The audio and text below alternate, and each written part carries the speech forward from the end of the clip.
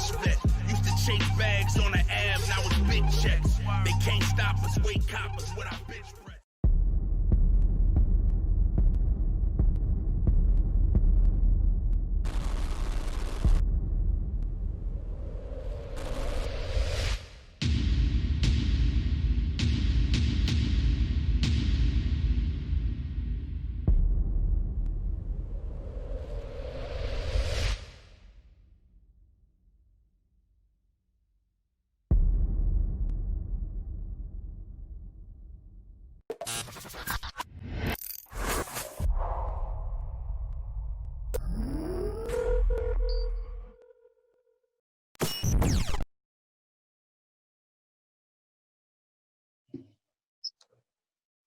Boom Bap Nation live interactive series. Also the Inphamus Hour. Follow me at the Inphamus Amadeuz. All social media platforms here on every single Thursday on Facebook Live. We're bringing you a new amazing experience where you're able to interact with legendary MCs, both past and present. Shout out to Fredro Starr, who was my previous guest here on Boom Bap Nation live interactive series. And you can actually just scroll down the timeline and interact with us and ask some questions. I'll be scanning the chat to see what the people have to say. Right now on the screen with me, I mean, you talk about legendary MCs, probably the most legendary MC from Queensbridge. In many people's opinions, if you asked your favorite Queens artist, they would credit him as the guy who cracked the doors open for the whole Queens legacy that we saw, especially in the 90s. Tragedy Khadafi, what's up? What's good? What's good? What's good? How you doing? We doing well. Boom Bap Nation live interactive series. Traj, what does it mean to you to have so much respect from your peers as far as the go-to guy who they looked at, the person that kind of opened the door for the entire wave that we saw in the 90s of Queensbridge artists? Oh, yeah, that's a good question. Well, at the time when you're doing it, you're not necessarily thinking about receiving respect. You kind of like in the moment. So it was for me. I didn't really see a lot of things or what was contributed until after, like later. Mm-hmm. You know what I mean? It's always good to be respected by your peers or whatever. That's always a good thing. So I appreciate that, but I didn't really begin to understand it too much later, and I saw the impact. Mm-hmm. I want to ask you briefly, because you're one of the few rappers that are still relevant that made the transition from the super flash flow into what we began to recognize hip hop as, especially my generation, 90s. We often refer to 90s as the golden age or the golden era of hip hop. How was that transition from such a rapid fire, fast flow on high paced instrumentals into that Mobb Deep 90s sound that we heard?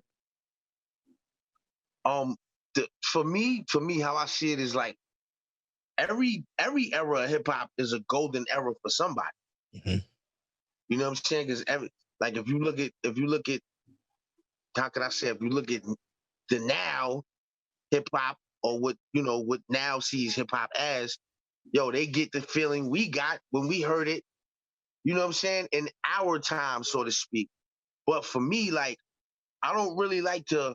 I mean, I've thrown the golden era term around, but I don't like to see myself or look at myself as being in one or from one place or in one place or particular time. I'd like to look at myself as being, being a part of hip hop in a way where it's like I'm moving with it. You know what I mean? So again, I respect that era, but I respect this era too, and I respect, what's being done in this era too. I'm just not, there's a lot of things I'm just not in alignment with, because it's not what I feel good doing. Mm-hmm. Does that make sense? That makes sense to you? Yeah, it makes super sense. And talking to some people from Queensbridge, I've been able to work with many of them from Prodigy down. They also credit you as the first one to talk intellectual rap, as they termed it, as an MC. Where did that actually come from? Instead of a coming out the gate with an aggressive tone, you chose to kind of go another route. So what was the choice making in that decision? See, anytime you do something, man, people are going to categorize it, label it. To me, that kind of like confines it, and it shouldn't be confined. It should just be, if you feel it, just accept it as oh, yo, I fuck with him, or you know what I'm saying. As being labeled as like, yo, the intellectual. I mean, I know I came with the title album Intelligent Hoodlum, but you know what I'm saying, to keep it green, like I don't look at it as me being so much intellectual. I just look at it as me being, that's me. Mm-hmm. Like I was the kid on the block, you know what I'm saying, with a notebook all the time. It's funny, my man right here, he said, yo, son, the first time I met you, you had a notebook. Cause I would keep a notebook on me, you know what I'm saying, and write and be on my shit. But but I was still doing my thing out there, doing whatever I was doing. Or you might see me just with a book. Yeah. But I ain't gonna lie, that was like at a time where you reading a book, you look corny. You know what I'm saying? But you know what I'm saying? I got a part of me that's a geek. You know what I mean? Yeah. So I like learning. Before, when I was younger, I wouldn't say that because that shit wasn't cool when you amongst sharks and wolves. Yeah. So you know what I'm saying? Anything's taken as a weakness. But as far as being the intellectual rapper, I saw LL when LL did the original Rock the Bells, not the Rock the Bells that Rick Rubin produced. Mm-hmm. When LL did the original Rock the Bells. Now before that, this correlates to the question or relates to the question you asked. Before that, like you said, hip hop was like more on some party shit, that type of aura. But when I heard that that LL original Rock the Bells, I was like, yo, that's how I want to say things. Mm-hmm. It showed me that, you could, because LL was like, he wasn't on no basic, simple shit with that shit. He was like on some Jack the Ripper, King Hercules, Professor, you know what I mean? Mm-hmm. And I was like, oh shit, I like that type of shit. You know what I mean? So it gave me how could I say, it gave me not a confidence, but it helped open up my vision to be myself. And at that time, it was perfect because this is when hip hop was like making that transition, and especially for the bridge, because like kind of accrediting me for being for being like Queensbridge and nah, like I gotta salute, I gotta backwards karate chop Shan, because Shan was before me, and I learned from Shan too. You know what I mean? But it's just I came at a time where Shan was in the streets, so to speak, but I was coming from the streets. So at that time, I was the youngin that was talking for the street. Yeah. The first time I brought you to Shade 45, I quickly realized the amount of knowledge and the amount of insight you could give on hip hop, and looking into your career as a whole. I discovered that that you being on Marley Marl's album, Control Volume 1, on the song Rebel, you coined the phrase Illmatic. And hip hop as a community labels this as like the greatest album of all time. The phrase in general, though, was it just like a line? Like, how did you actually formulate that? Was it just like a bar? Was something you was thinking of at that time? Did it reference something specifically? Well, again, like I said, a lot of things have to do with timing. Excuse me. Yeah. A lot of things have to do with like timing. So when I said it, it was I didn't say, well, in part it is the word, because I said forget ill, I get Illmatic. Mm-hmm. And originally, Illmatic was actually a person. Oh, so Illmatic was actually a person. So when I say I was speaking for the street, like I said, I get Illmatic because there was a dude in my hood named Illmatic Ice that was insane. Oh, like with the bars. he was putting, he wasn't insane rhyming. he was insane in the street. Oh, like literally. So like literally like footwork and he was a he was a straight marauder. So it's like I'm in the streets and I'm seeing this dude and I'm like, yo, this dude is ill. I ain't even gonna talk about, certain things he was doing because I don't know, but this dude is ill. And I was like, forget ill, I get Illmatic. Because I thought that was the illest dude at the time in terms of what he was doing in the street. And like I said, I was a kid that grew up in the street. Unfortunately, and unfortunately, because it helped shape me and it made me who I am, and the people relate to me because, they see that in me. But at the same time, it costs a lot to be hands-on opposed to being somebody who's just telling a story. Totally agree.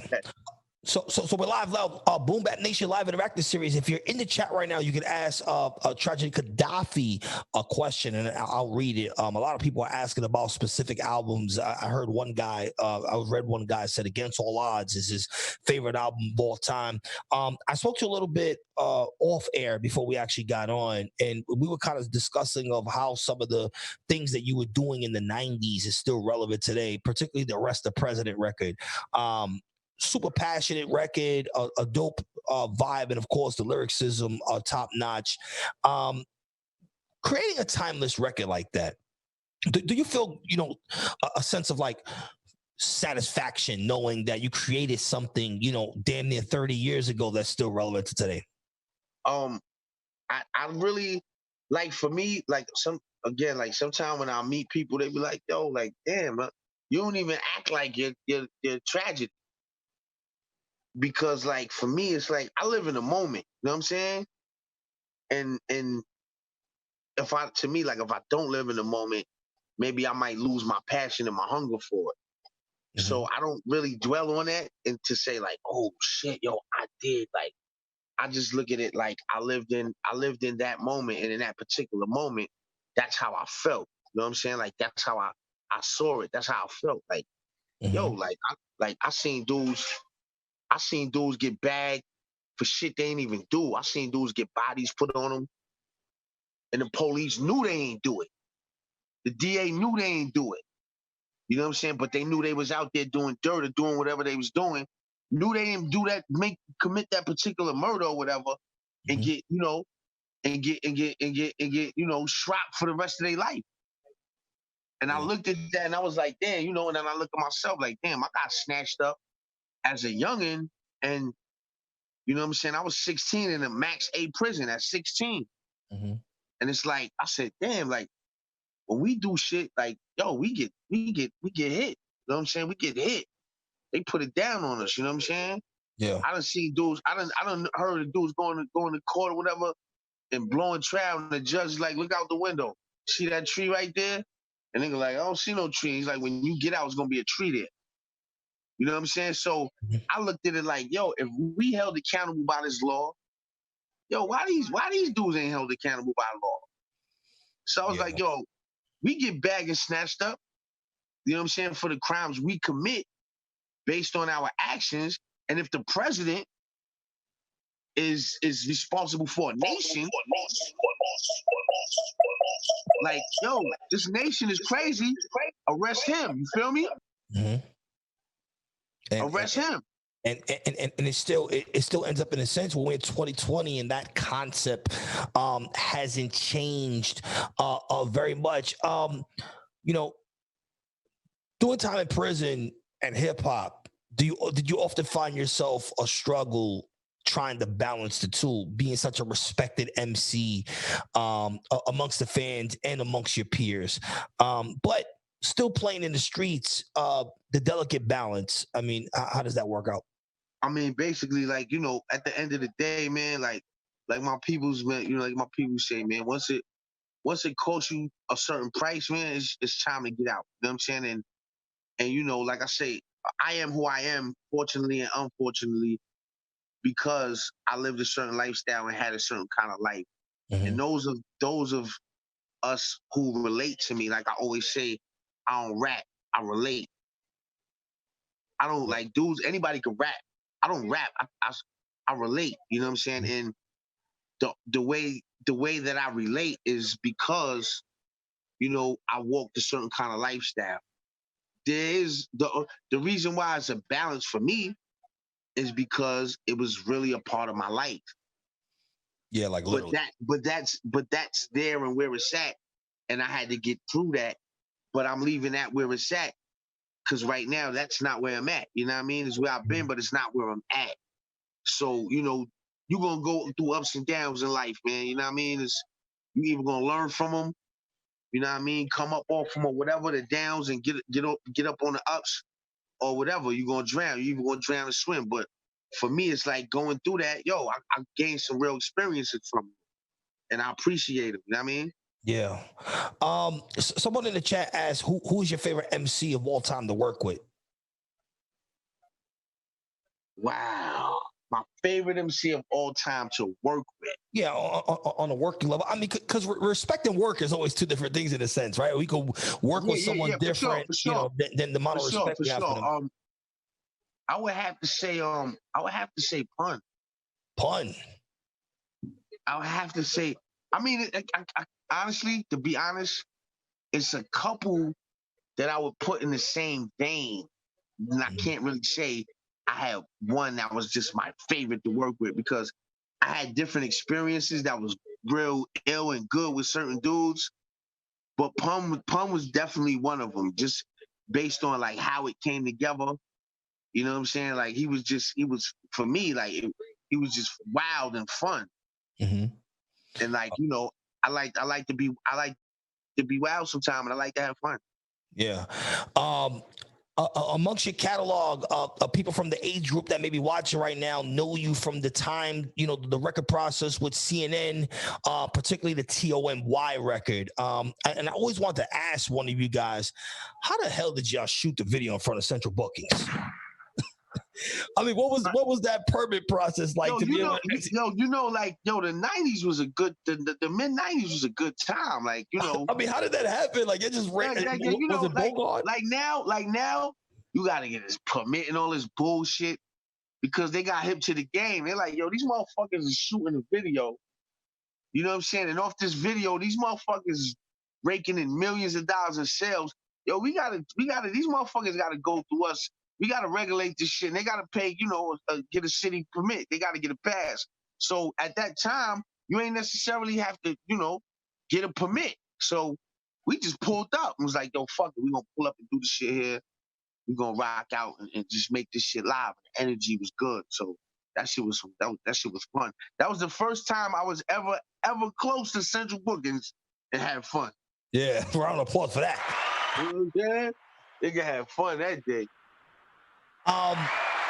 So another record, LALA. I mean, super New York record. You know, disrespectful in all manners. Temperature at that time because it was kind of like head to head, and it kind of felt like, you know, people were saying like East Coast versus West Coast, but I mean, you guys in Queens really stood your ground during that time, during that drama. Was it like a head dive into a nose dive into the beef, or was it just more of the response of what we heard with the New York record? I mean, yo, like LALA was a great response record. When you say disrespectful in so many ways, like I laugh because it really wasn't. Mm-hmm. The first record was disrespectful, and you know, peace to the dog pound and all that. You know, it was never no friction and all that. We just, you know, I'm just making known like this is my side and you're not gonna just shit on my side. I get it why you was doing it. You saw opportunity. I mean, this is New York. Like, we're known for being the mecca of this shit. So I get why they did it. And at the same time, they helped me find an end for my peoples. Mm-hmm. So I definitely thank them. There's never no friction. But when people say, like when you say it wasn't disrespectful, because if you listen to the record, we didn't shit on nobody. We didn't say no names. A lot of people don't hear the beginning skit. There's a skit to LALA where me and my man is like joking around. Actually, matter of fact, it was just me. And I, you know, I was acting like I was from LA.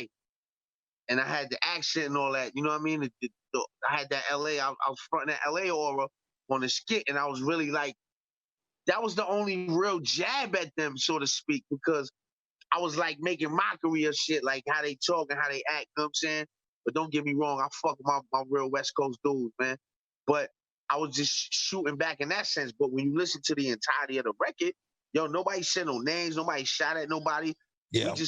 We just took, you know, that we just spun the hook back on them and basically just went in. Nobody said no names about getting at nobody. You know what I'm saying? Because that's not what I wanted to do. But I knew all we had to do was reverse it, and people was gonna jump on it because that's what people do. So it was a beautiful record in terms of strategically. It was great, and it actually sounds good. Like everybody got busy on it.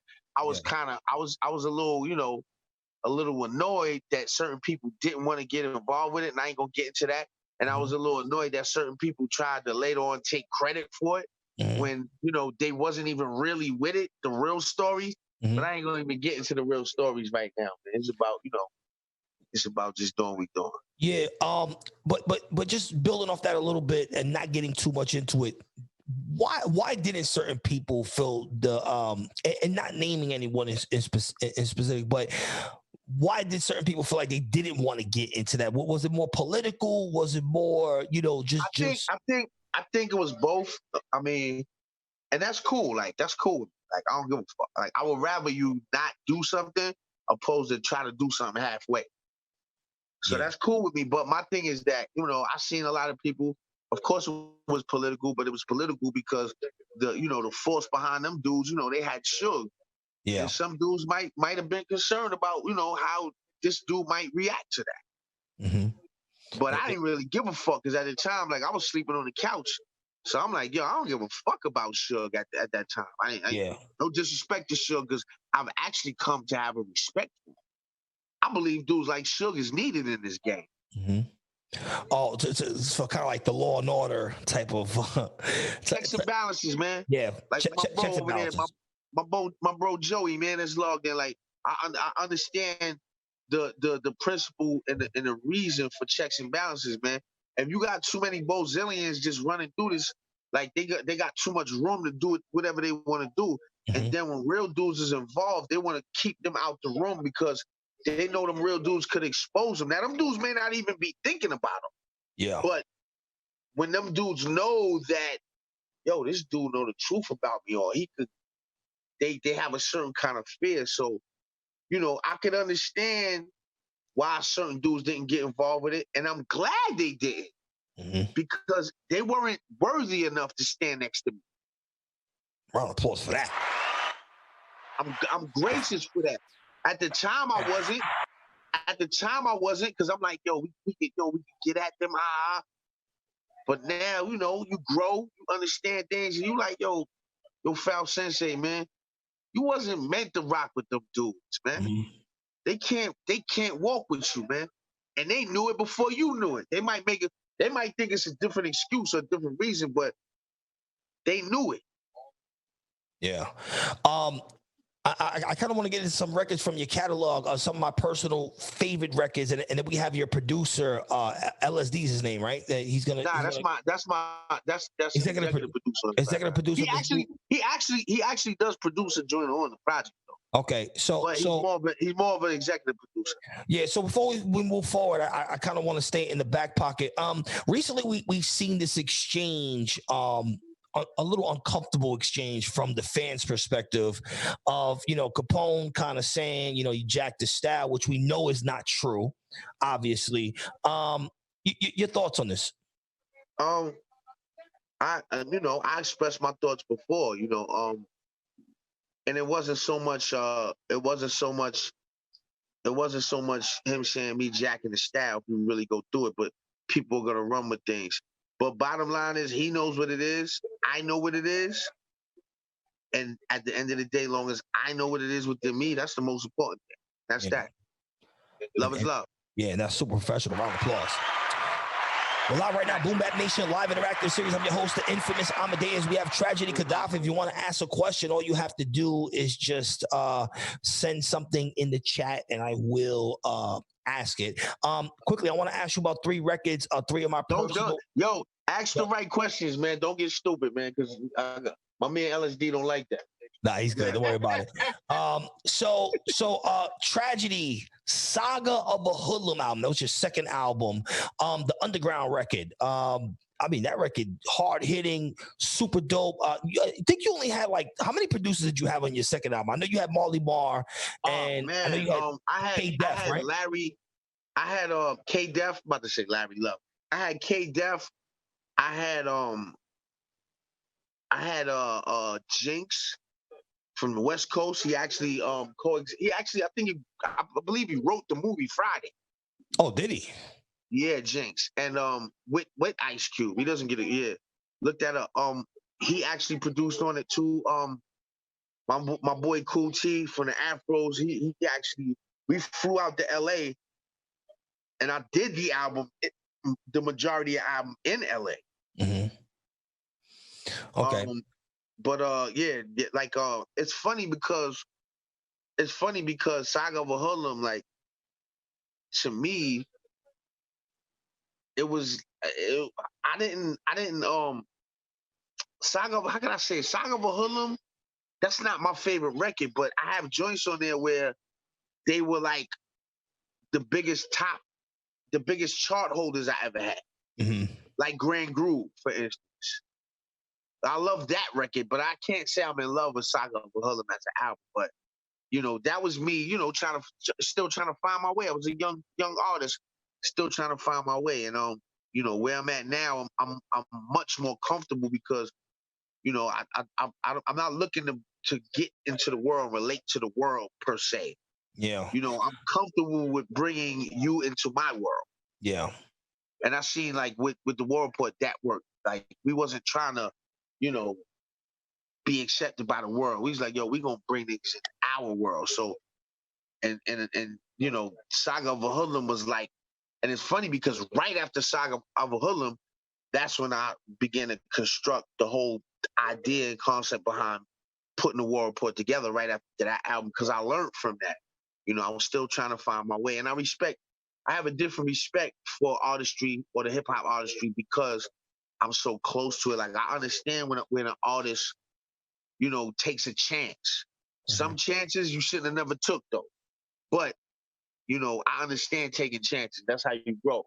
And Saga of a Hoodlum was me trying to find how to grow. Because you got to remember, like, I was up under Marley. Yeah. So if you listen to the Intelligent Hoodlum, that's, technically, or should I say, more or less all Marley. And Saga of a Hoodlum has so many producers because that was me trying to not necessarily shit on Marley or break away from Marley, but me trying to find my own way. Mm-hmm. Like, just imagine if, like, to me, like, Big was ill, but, like, Big was kind of more under Puffy's vision. Mm-hmm. Like, as an artist, and a lot of people may not understand this, but I'm an artist, and, like, to me, like, had we heard Big, like, really in Big, like, we didn't even really get Big in Big. Yeah, we didn't get the full Big. And that's no disrespect to anybody. I'm just keeping it Greenberry. Yeah. Like, had we, like, it would have been, like, something even, like, I could imagine what that shit could be. Yeah. With the War Report album, it felt super organic. War Report is my favorite album of all time. It just felt organic. It felt like, a bunch of guys that grew up in the neighborhood and, was spitting balls together and having fun. And piggybacking off that, True Confessions with Iman Thug. First of all, what does the whole 252 stand for? 252 stands for what exactly? 252 is basically like I looked at it like, yo, I'm doing life in hip hop. You know what I'm saying? Right. So that's what that whole concept came from. The energy with them bros, my little bros, it was like, like, I related to that energy as I relate to, fucking knowing my place in the world, knowing who I am, knowing my culture. But I also related to that raw energy of the streets. Mm-hmm. And with that particular time and that particular moment, I saw a way to bring it together, but be raw with it. You know what I mean? So that was a good thing. And with Iman, with True Confessions, that was kind of like on the side what I was doing. Like I was doing that while I was doing the War Report with this. You know what I mean? Yeah, at the same time. Yeah. Yeah. And then moving past that, moving into kind of like the 2000s, we had the Death of Tragedy record. I mean, Havoc was on there, a few other guys were on there, and of course, my favorite MC of all time, Kool G Rap. What did Kool G Rap mean to Queens hip hop artists? There's so many legendary MCs up there, but I do respect Kool G Rap. I'm gonna just say this, bro. Like Kool G Rap, there's a few dudes like that I say are assassins. Mm-hmm.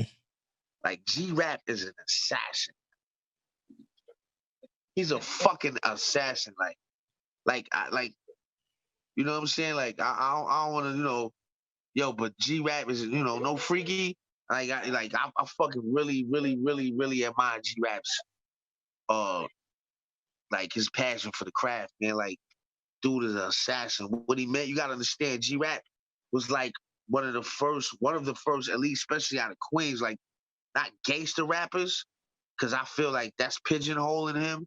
Mm. I feel G-Rap was I know G-Rap was one of the first dudes speaking from a street from like Queens. Because you got to remember, like LL, if anything, like I kind of looked at parallel to LL and G-Rap.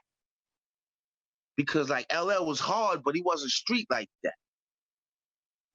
Yeah. And he went commercial as well.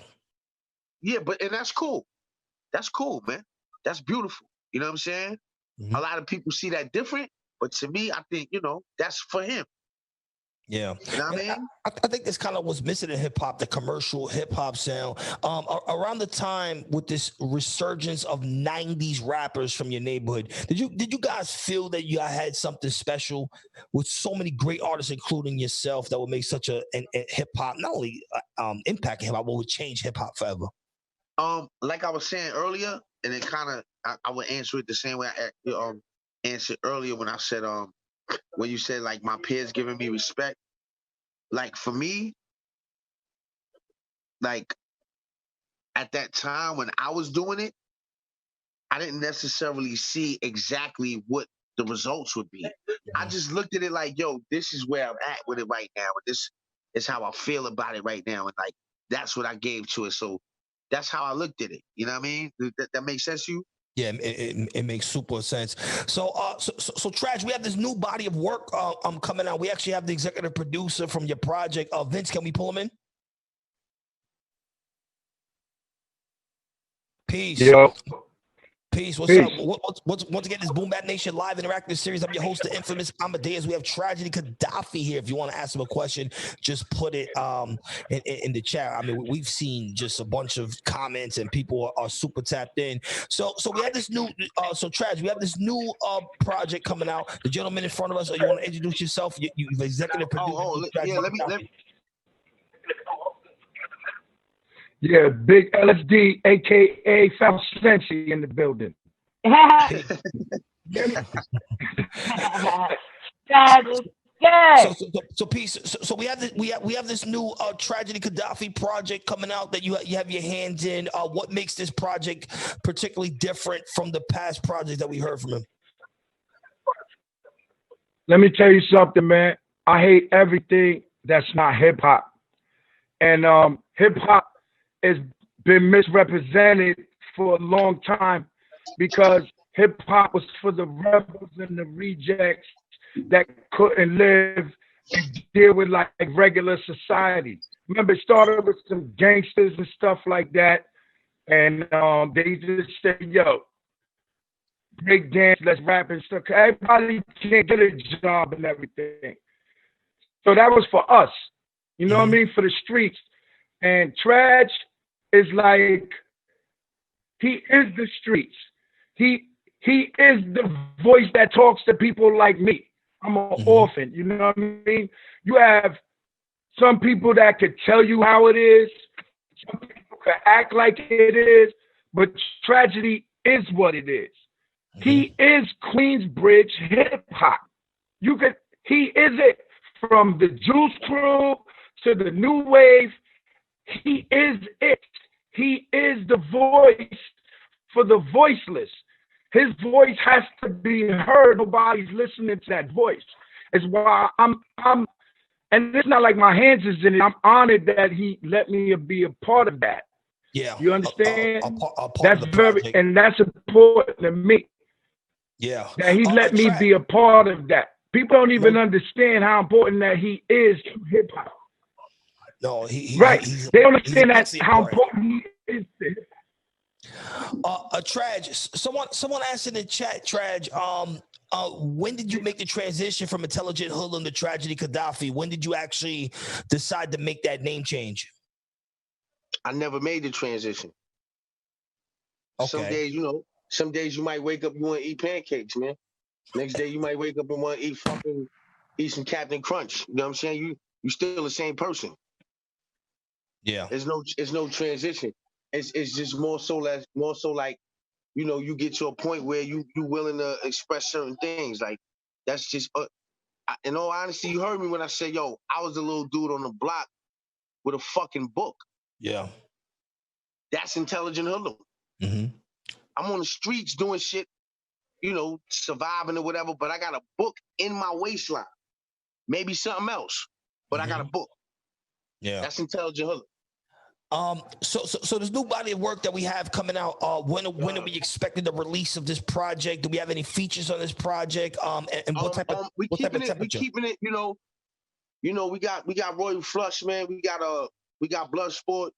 We got Raekwon. We got Styles P. We got production by LSD. Mm-hmm. Production by Spam Jones. A few other individuals. Bloodsport actually produced a joint on there. But we're looking at August for the album, but we're about to drop the single. We're about to drop Pyrex Pavilions with Styles. I threw some clips up. I'm supposed to be playing a clip right now, man. Yeah, he actually I don't know what happened with the clip, but we'll run it. We'll run it when we're done. We'll run it when we're done, and we'll actually play a Tragedy Khadafi a record. So this joint is coming out soon. And Tragedy. Any final thoughts that you want to talk to the Boom Bap Nation people? Say it again. Any final thoughts? Any last words for the citizens of Boom Bap Nation? Yes. Look for the crime constituents, man. I feel real good on this. I feel real young on this shit. Anybody that's tuned in on my IG, they see like the energy. I feel real young on this. Like, I'm loving the motion. So just stay tuned for the crime constituents, and look for my people outside of that particular project. Look for LSD. Look for Bloodsport. And just stay tuned. We working, man. Basically, I want it to be what it is, man. Like me and my man LSD always say, man, we talking to us. Mm-hmm. Long as we understand is better than being understood. I want my peoples to know, that I rode for this shit. Like I love hip hop. I love the culture. Money's money, man. But money, I'm not gonna get on my knees for $1. Yeah. You know what I'm saying? I'm not gonna take a perk in my ass for $1. Mm-hmm. So. But you said Illmatic. I need people to know you just said that it was Illmatic Ice. Only people that's why his voice has to be heard. They need to know why it was even said. You understand? Yeah. Like some people could tell it, some people could act like it, but you only gonna get the real from who is. Mm-hmm. That's why it has to be. We're not getting what is. We're getting what is told, what is acting like, but we're never getting what is. Tragedy Khadafi is what is Queensbridge hip hop. Facts, that's it. All right, round of applause for you guys. I'm your host, Inphamus Amadeuz. This is Boom Bap Nation live interactive series. Make sure you tune in every single Thursday at 9 p.m. Our next guest will be the legendary Kool G Rap going down here on Boom Bap Nation. And we officially have 1 million followers now on Facebook. Make sure you follow myself at Inphamus Amadeuz. Follow Tragedy Khadafi. It's Tragedy 252, correct, on IG? Trag?